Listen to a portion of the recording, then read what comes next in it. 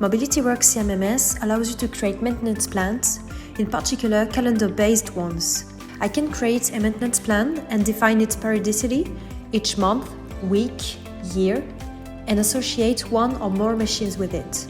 I'll be then able to describe the operation, associate a user account to it, for example, all electromechanical engineers, add the tags electrical, regulatory, a start and an end date, the frequency, the planned time, the downtime.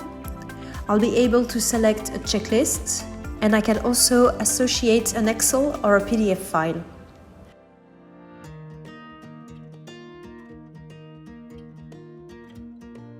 Maintenance plans can be sorted by status, by assigned persons, by tag, by start and end date, by cost center, keyword, etc.